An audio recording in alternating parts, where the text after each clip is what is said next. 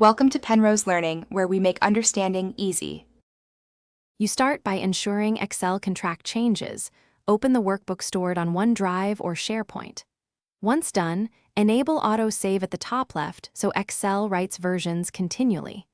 Make sure you save a fresh copy to the cloud if it's local. This triggers server-side versioning. You do this now to capture a baseline. Without cloud storage, Excel's version history won't be available. At this stage, you've completed the essential prerequisites and taken the first actionable steps to record history.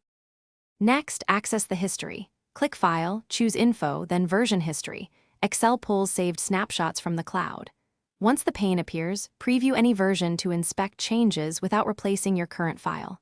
You can download a copy, restore it to overwrite the active workbook, or open it in a separate window to compare. Make sure to note timestamps and editor names so you restore the correct state. If multiple autosaves clutter the list, pick the nearest prior version for minimal loss. Finally, restore or export the version you need.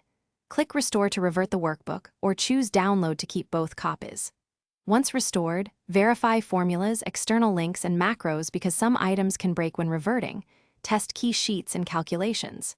If history is missing, check that the file is actually in OneDrive/SharePoint, autosave is on, and you have appropriate edit permissions. Resync the folder and retry. One key troubleshooting tip: sign out and sign back.